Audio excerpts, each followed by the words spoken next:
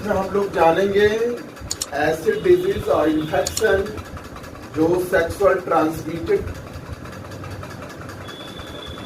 Mac बंद कर लो sir. Sexually transmitted infection के बारे में हम लोग जानेंगे। एसिड डिजीज और इन्फेक्शन जो सेक्सुअल ट्रांसमिटेड और सेक्सुअल इंटरकोर्स की वजह से होता है, तो एसिड डिजीज को हम लोग सेक्सुअल ट्रांसमिटेड इन्फेक्शन बोलते हैं। तो लिखेंगे डिजीज और infection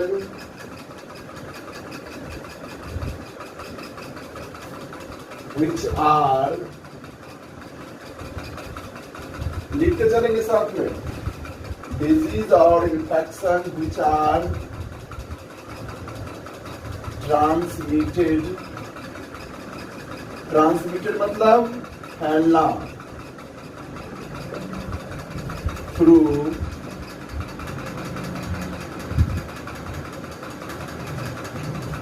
sexual intercourse.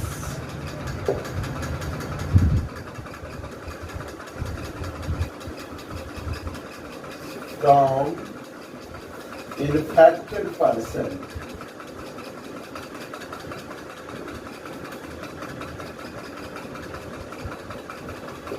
Such disease is called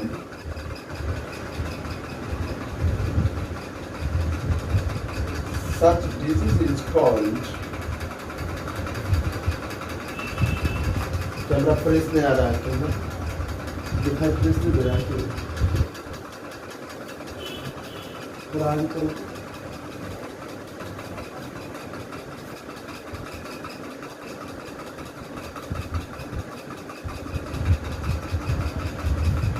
इसमें आ रहा है, अब आ रहा है,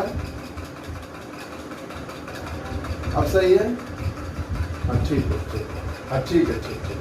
देखिए डिजीज, हाँ सुनते चलिएगा, डिजीज और इन्फेक्शन जो ट्रांसमिटेड होता है। ट्रांसमिटेड मतलब होता है फैलता है।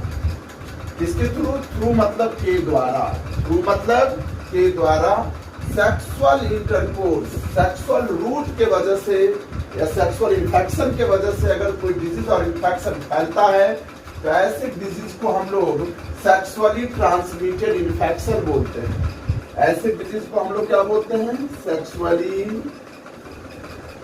ट्रांसमिटेड इन्फेक्शन, और इसको वेनरल डिजीज भी बोलते हैं,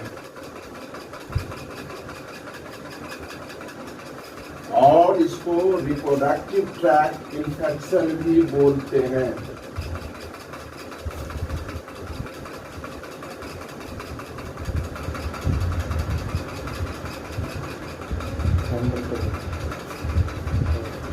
देखिए एसिड डिजीज और इन्फेक्शन जो कि फैलता है, ट्रांसमिटेड मतलब होता है फैलता है, किसके थ्रू? सेक्सुअल इंटरकोर्स के थ्रू फ्रॉम इन्फेक्टेड पर्सन। अगर कोई पर्सन इन्फेक्टेड होगा और इससे अगर सेक्सुअल इंटरकोर्स किया जाता है, तो उस इन्फेक्टेड पर्सन से डिजीज और इन्फेक्शन फैलने का डर रहता है। ऐसे बीमारी को हम लोग सेक्सुअली ट्रांसमिटेड इन्फेक्शन और वेनरल डिजीज और रिप्रोडक्टिव ट्रैक्ट। देखिए डिजीज और इन्फेक्शन जो ट्रांसमिटेड होता है, फैलता है सेक्सुअल इंटरकोर्स करने से। इन्फेक्टेड पर्सन से अगर कोई पर्सन सेक्सुअल इंटरकोर्स करेगा, तो ऐसे से एक बीमारी और इन्फेक्शन जो फैलता है, ऐसे बीमारी और इन्फेक्शन को सेक्सुअल ट्रांसमिटेड इन्फेक्शन या इसको वेनरल डिजीज भी बोला जाता है। शॉर्ट में इसको VD बोलते हैं और इसको RTI बोलते हैं। मतलब डिजीज और इन्फेक्शन जो कि ट्रांसमिटेड होता है, फैलता है किसके थ्रू? सेक्सुअल इंटरकोर्स के थ्रू फ्रॉम इन्फेक्टेड पर्सन। अगर इन्फेक्टेड पर्सन से कोई पर्सन अगर सेक्सुअल इंटरकोर्स करेगा, तो ऐसे इससे होने वाले रोग को हम लोग सेक्सुअल ट्रांसमिटेड इन्फेक्शन बोलते हैं और इसको रिप्रोडक्टिव ट्रैक्ट इन्फेक्शन भी बोला जाता है। समझ में आया? ठीक है। Sexual transmitted, example of sexual transmitted disease.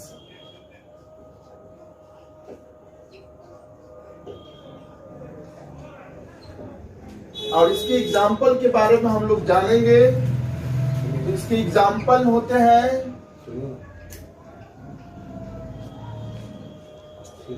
पहला जेनाइटल हर्पिस, जेनाइटल हर्पिस। दूसरा जेनाइटल वार्ट्स। तीसरा गोनोरिया।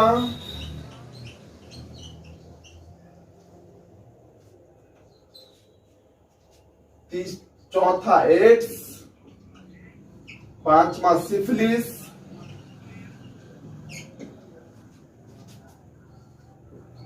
छठा हेपेटाइटिस बी। देखिए यहां पे बहुत सारे एग्जाम्पल हम लोग बात कर रहे हैं। तो सबसे पहला एग्जाम्पल हम लोग देखेंगे। तो सबसे पहला एग्जाम्पल सेक्सुअली ट्रांसमिटेड डिजीज का है जेनाइटल हर्पिस। और दूसरा एग्जाम्पल है तो जेनाइटल वार्ट्स। और तीसरा एग्जाम्पल है तो गोनोरिया। इसको हम लोग 3G के नाम से भी याद कर सकते हैं। 3G, 3G लगा हुआ है ना, इसलिए हम इसको 3G भी बोल सकते हैं। 3G मतलब पहला जेनाइटल हर्पिस, दूसरा जेनाइटल वार्ट्स और तीसरा गोनोरिया। इस तीनों जी से हम याद करेंगे। 3G से 3 बीमारी का नाम याद हो जाएगा जो सेक्सुअली ट्रांसमिटेड डिजीज है।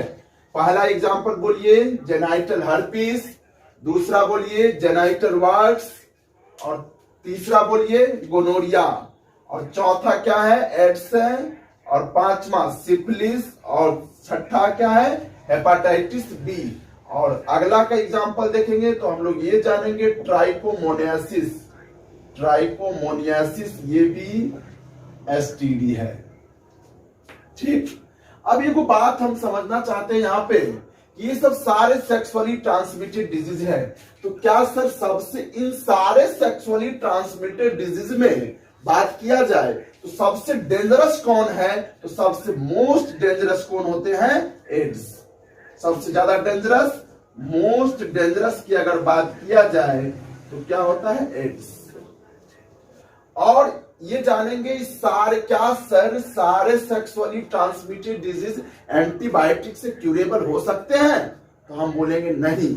सारे सेक्सुअली ट्रांसमिटेड डिजीज जो है एंटीबायोटिक से ठीक नहीं किया जा सकता है। जैसे कौन कौन? तो जेनाइटल हर्पिस ये भी एंटीबायोटिक से ठीक नहीं किया जा सकता है। दूसरा बात करें तो एड्स और तीसरा बात करें तो सिफिलिस। ये सब सारे क्या है ना ऐसे सेक्सुअली ट्रांसमिटेड डिजीज है जो एंटीबायोटिक से क्यूरेबल नहीं होते हैं। तो अभी आप लोग इतना जानेंगे कि सेक्सुअली ट्रांसमिटेड डिजीज का सबसे महत्वपूर्ण एग्जाम्पल कौन कौन होते हैं। तो पहला बोलेंगे ट्राइकोमोनियासिस, दूसरा बोलेंगे जेनाइटल हर्पिस और तीसरा बोलेंगे जेनाइटल वार्ट्स और चौथा बोलेंगे गोनोरिया, पांचवा बोलेंगे एड्स और सबसे डेंजरस अगर STD पूछा जाए तो कौन होता है? एड्स। और छठा बात किया जाए तो सिफिलिस और सातवां बात किया जाए तो क्या है? Hepatitis B. ठीक, आ गया समझ में?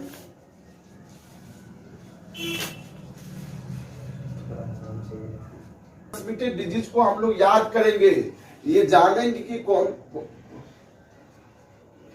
आवाज नहीं परेशान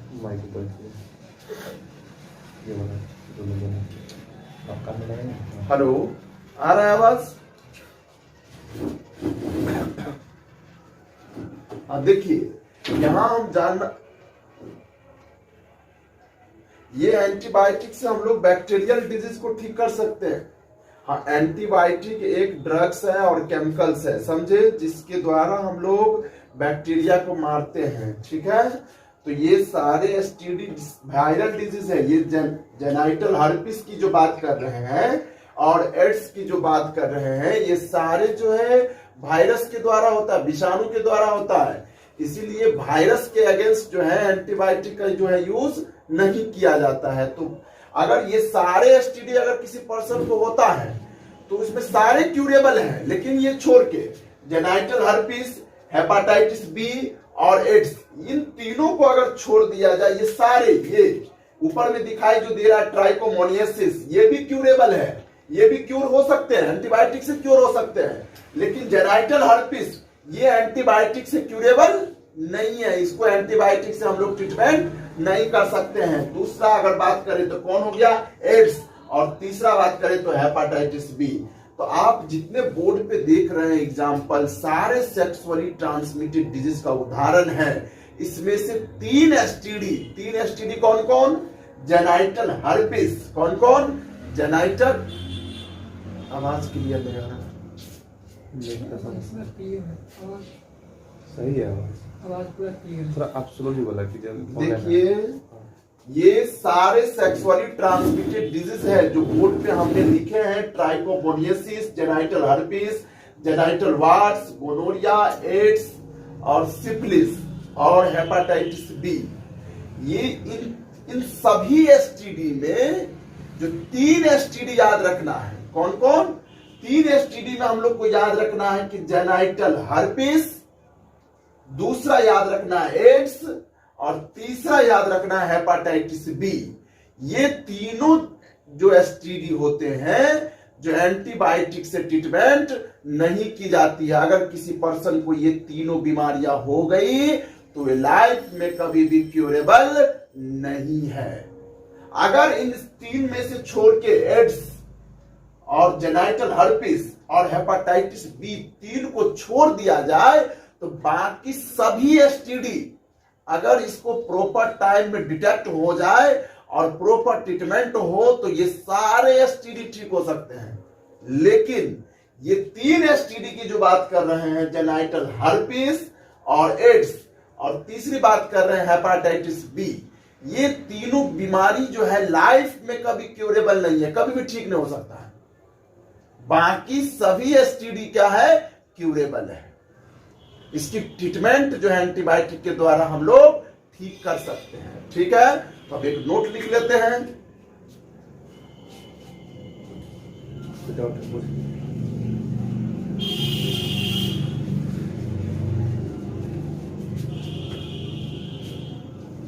अभी हम सारे जानेंगे, अभी हम बीमारी पे नहीं गए हैं, अभी हम थ्योरी पढ़ रहे हैं। थोड़ा देर के बाद हम बताएंगे कि जेनाइटल वार्ड्स क्या है, जेनाइटल हर्पिस क्या है, सिफिलिस क्या है, सब हम बताएंगे एक एक करके। ठीक है, अभी तीसरा पॉइंट हम लोग लिखेंगे, all STD, all sexually transmitted disease, all sexually transmitted disease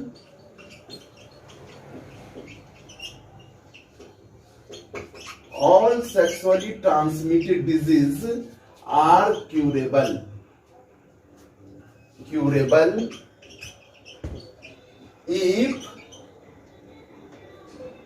if it is detected early, if it is detected early and get proper treatment,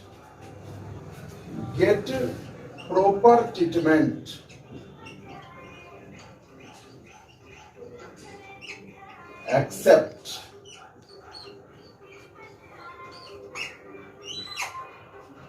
हम ये लिखे हैं कि all sexually transmitted disease are curable. सारे sexually transmitted disease होते हैं वो curable होते हैं, ठीक हो सकते हैं।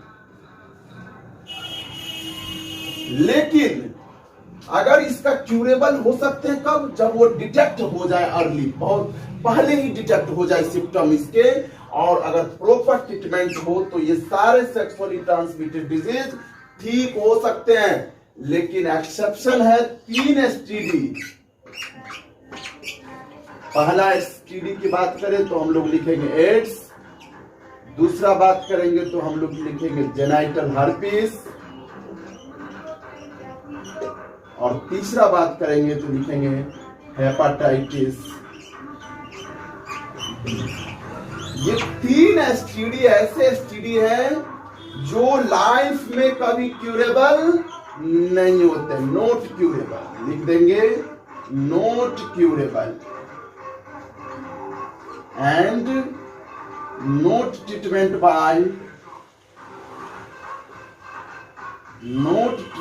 Bye antibiotics. मतलब सारे सेक्सुअली ट्रांसमिटेड डिजीज क्यूरेबल हो सकते हैं, लेकिन अगर इसका डिटेक्शन, डिटेक्ट मतलब होता है पता लगना, अगर जल्द हमें पता लग जाएगा और इसकी प्रॉपर ट्रीटमेंट अगर होगी तो ये सारे सेक्सुअली ट्रांसमिटेड डिजीज ठीक हो सकते हैं। लेकिन अब बाद की बात करें, जिसमें से पहला एग्जाम्पल होता है एड्स, और दूसरा एग्जाम्पल होता है जेनाइटल हर्पीस, और तीसरा याद रखेंगे हेपाटाइटिस बी। ये तीनों ऐसी सेक्सुअली ट्रांसमिटेड डिजीज है जो लाइफ में कभी क्यूरेबल नहीं होता है। अगर किसी पर्सन को एक बार अगर हो गया एड्स या जेनाइटल हर्पीस या हेपाटाइटिस बी, तो ये लाइफ में कभी क्यूरेबल नहीं होगा, ना इसकी प्रॉपर ट्रीटमेंट होगी या ना ये कभी ठीक हो। ठीक, समझ में आया? ये नीट 2020 का क्वेश्चन है। ये नीट 2020 में पूछा गया था कि ऐसे कौन कौन से सेक्सुअली ट्रांसमिटेड डिजीज है जो क्यूरेबल नहीं है। तो हम लोग याद रख लेंगे कि सारे all sexually transmitted disease are curable. सारे सेक्सुअली ट्रांसमिटेड डिजीज जो होते हैं वो क्यूरेबल होते हैं अगर इसकी डिटेक्शन अर्ली हो जाए और गेट प्रॉपर ट्रीटमेंट। अगर इसकी ट्रीटमेंट जल्द हो जाए और डिटेक्शन जल्द हो जाएगी तो ये सारे एसटीडी क्यूरेबल है। लेकिन ये 3 एसटीडी जिसकी हम लोग बात करते हैं, कौन कौन? एड्स, और दूसरा याद करेंगे जेनाइटल हर्पीस, और तीसरा बात याद रखेंगे हेपाटाइटिस बी। ये तीनों सेक्सुअली ट्रांसमिटेड डिजीज जो है कभी क्यूरेबल नहीं होते हैं, not treatment by the antibiotics, और एंटीबायोटिक के द्वारा कभी ठीक नहीं हो सकते हैं। समझ में आया? आगे बढ़े।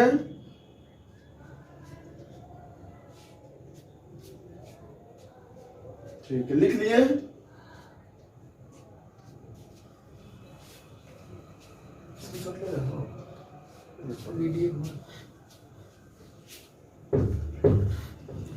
अब हम लोग जानेंगे कॉजेटिव एजेंट। अब हम लोग ये जानेंगे कि सेक्सुअली ट्रांसमिटेड डिजीज के कॉजेटिव एजेंट कौन कौन होते हैं। तो हम लोग नए टॉपिक की बात करेंगे। तो अब लिखेंगे causative agent, causative agents of sexually transmitted disease.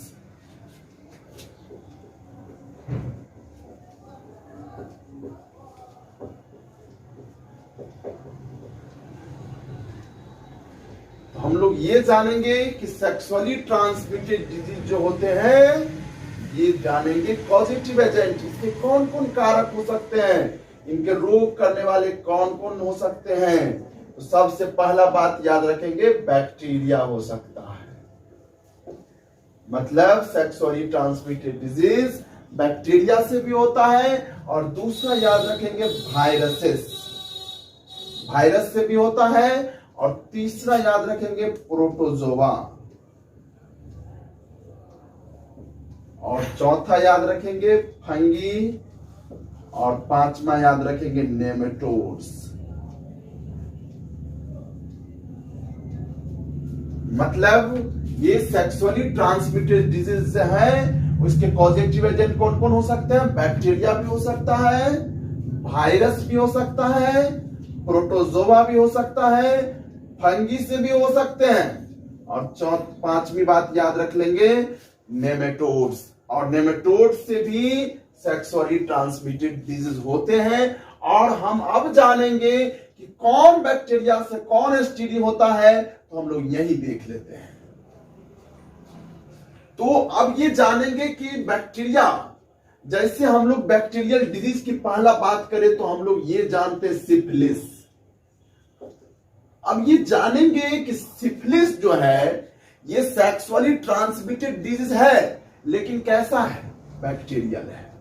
कैसा है? बैक्टीरियल है। मतलब सिफिलिस जो होता है वो किससे होता है? बैक्टीरिया से होता है, जिसके कॉजेटिव एजेंट की याद रखना हमको बहुत जरूरी है। इसके कॉजेटिव एजेंट होता है ट्रेपोनेमा पैलिडम। पैलिडम। और दूसरा इसके एग्जाम्पल याद रख लेंगे, गोनोरिया। गोनोरिया का, ये भी गोनोरिया का ऐसा डिजीज है, सेक्सुअली ट्रांसमिटेड डिजीज है, लेकिन कैसा है? बैक्टीरियल है। मतलब ये दोनों सिफिलिस और गोनोरिया ये सेक्सुअली ट्रांसमिटेड डिजीज के अंदर में रखा जाएगा, लेकिन सिफिलिस और गोनोरिया जो है होता है वो किससे होता है? बैक्टीरिया से। और इसके जो कॉजेटिव एजेंट होते हैं इसका नाम है निसीरिया गोनोरिये। निसीरिया गोनोरिये।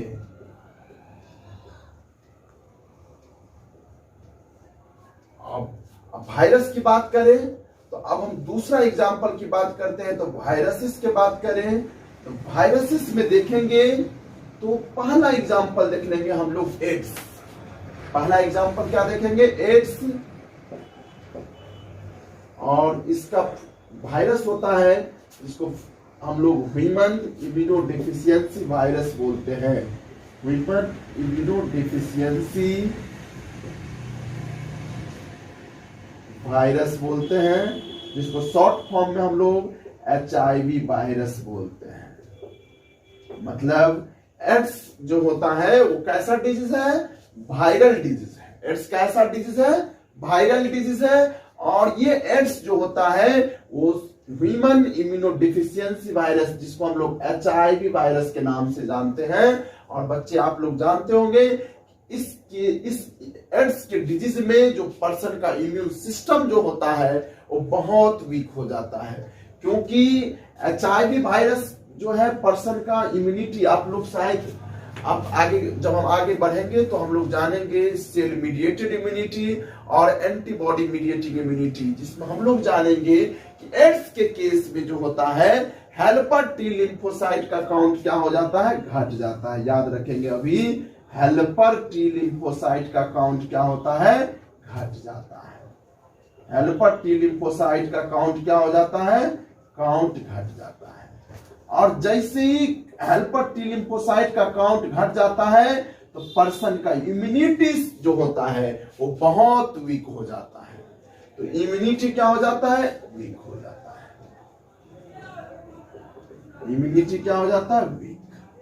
तो हम लोग क्या जाने कि एड्स कैसा डिजीज है? वायरल डिजीज है, और ये वायरस से होता है। और इसके करने वाले जो वायरस है उसको हम लोग ह्यूमन इम्यूनोडेफिशिएंसी वायरस, जिसको हम लोग HIV वायरस के नाम से जानते हैं।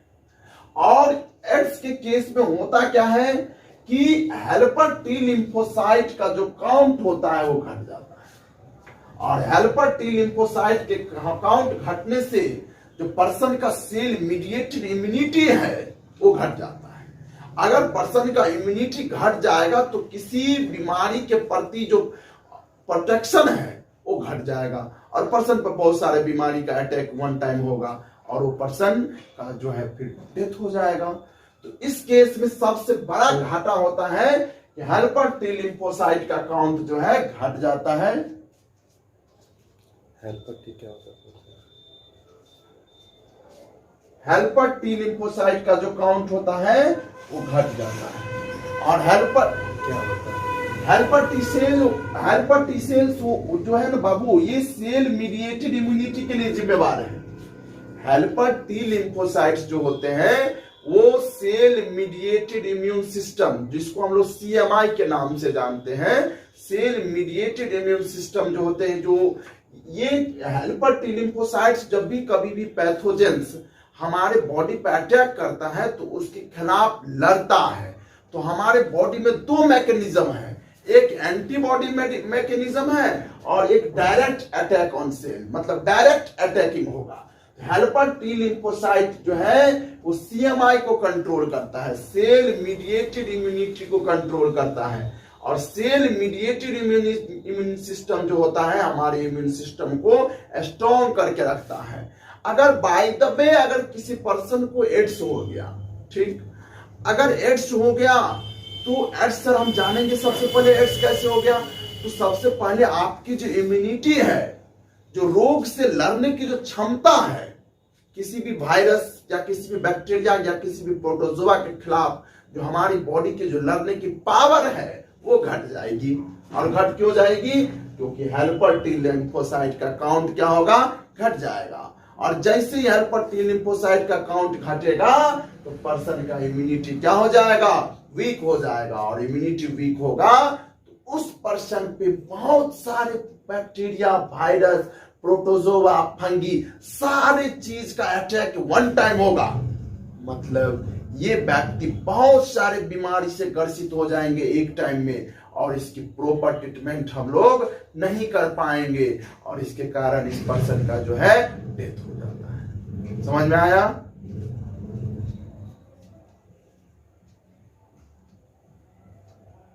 फिर से समझाते? ठीक है।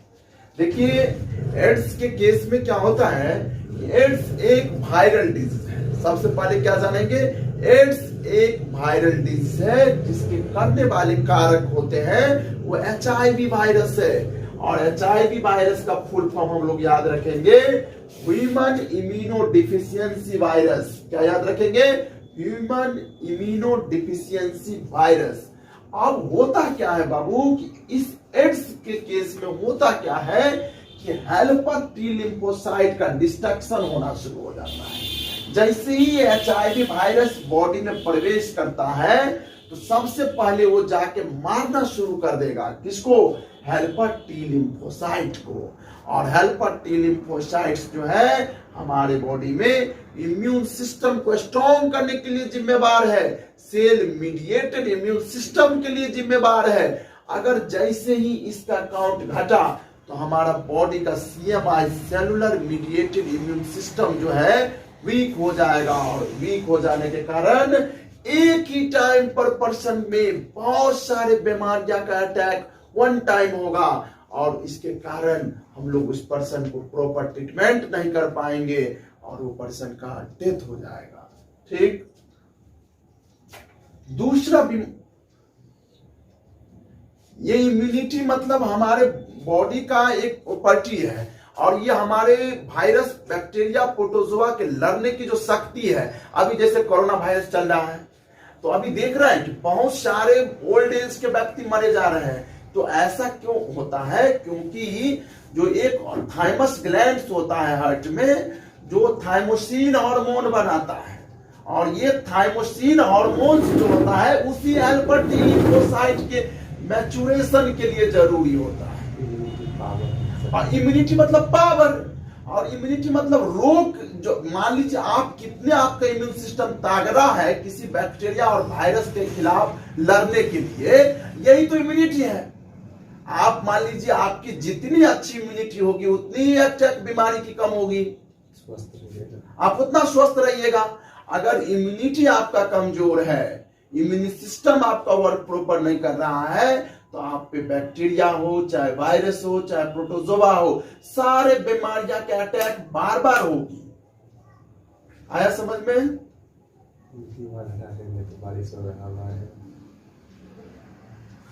हेल्पर टी लिम्फोसाइट जो है ये थाइमस से रिलीज होता है। थाइमस में इसका मैचुरेशन होता है, वो बोन मैरो और थाइमस। आप शायद मेरे यहाँ 11th नहीं पढ़े हैं क्या? इसीलिए आपको प्रॉब्लम आ रही है, क्योंकि मैंने अपने बच्चे को रिप्रोडक्शन पढ़ाने से पहले मैंने उन सबको कंट्रोल कोऑर्डिनेशन एंड इंटीग्रेशन, एक 11th का चैप्टर है जिसमें हम उन लोगों को थाइमस के बारे में डिटेल जानकारियां दी थी। क्योंकि मुझे पता था कि अगर आज एड्स में अगर हेल्पर टी लिम्फोसाइट का काउंट कम होता है तो सबसे पहले बच्चे को यह जानना चाहिए कि सर टी लिम्फोसाइट का आखिर मैचुरेशन कहाँ होता है। तो टी लिम्फोसाइट का जो मैचुरेशन होता है वो थाइमस ग्लैंड में होता है। याद रखेंगे, कहाँ याद रखेंगे? थाइमस ग्लैंड में। और यही टी लिम्फोसाइट्स जो है, हेल्पर टी लिम्फोसाइट्स जो है हमारे बॉडी में सेलुलर मीडिएटेड इम्यून सिस्टम के लिए जिम्मेदार है। अगर किसी पर्सन का इम्यून सिस्टम, अगर देखते होंगे कि कभी कभी ओल्ड एज के व्यक्ति में जो इम्यून सिस्टम कम जाता है, नर्वसा जाता है। और नर्वसा क्यों जाता है भाई? तो इसके कारण क्या है कि जैसे जैसे एज बढ़ेगा तो ऐसे ऐसे थाइमस ग्लैंड्स का डीजेनरेशन शुरू हो जाता है। एज बढ़ने से क्या होता है बुआ, ये थाइमस ग्लैंड्स जो है डीजेनरेट कर जाता है। और डीजेनरेशन के कारण क्या होता है, यहां से एक हार्मोन आता है जिसको नाम है थाइमोसिन। और यही थाइमोसिन चाहिए किसके मैचुरेशन के लिए? हेल्पर टी लिम्फोसाइट के मैचुरेशन के लिए। और हेल्पर टी लिम्फोसाइट की मैचुरेशन जितनी अच्छी होगी उतना ही आपका इम्यून सिस्टम स्ट्रांग होगा। तो अगर किसी किसी ओल्ड एज में क्या होता है कि थाइमस ग्लैंड्स जो है डिजेनरेट, नष्ट होना शुरू हो जाता है। और नष्ट होने के कारण क्या होता है बुआ कि थाइमोसिन का प्रोडक्शन घट जाता है। और थाइमोसिन का प्रोडक्शन घटने से हेल्पर टी लिम्फोसाइट का जो है मैचुरेशन जो है वो नहीं हो पाएगा। और हेल्पर टी लिम्फोसाइट का मैचुरेशन नहीं होगा तो आपका इम्यूनिटी क्या हो जाता है? वीक हो जाता है। इसीलिए ओल्ड एज में देख रहे होंगे कि अभी बार बार बड़े बड़े 75-80 वर्ष के व्यक्ति अभी बहुत सारे मर रहे हैं। ऐसा क्यों मर रहे हैं? क्योंकि इसकी इम्यूनिटी पावर जो है, रोग से लड़ने की जो क्षमता है वो घट चुकी है। और घट क्यों गई है? क्योंकि इसके थाइमस ग्लैंड्स क्या हो गए हैं? डीजेनरेट कर गए हैं। और थाइमस ग्लैंड्स के डीजेनरेशन के कारण थाइमोसिन का प्रोडक्शन घट जाएगा बुआ। और जैसे ही थाइमोसिन का प्रोडक्शन घटेगा तो इस हेल्पर टी लिम्फोसाइट का मैचुरेशन नहीं होगा। और हेल्पर टी लिम्फोसाइट का मैचुरेशन नहीं होगा तो आपका इम्यून सिस्टम क्या हो जाएगा? वीक हो जाएगा। और पर्सन जो है बहुत सेंसिटिव हो जाएगा। बैक्टीरिया, वायरस, प्रोटोजोआ और फंगिस पे ज्यादा अटैक करेंगे। आया समझ में? टाइम कल का बना लेंगे। सुनिए, कल का देखिए अभी नेट जो है बहुत स्लो हो रहा है, तो मैं सोच रहा हूँ कि मॉर्निंग में कितने बजे रखते हैं? अर्ली मॉर्निंग की बात करते हैं।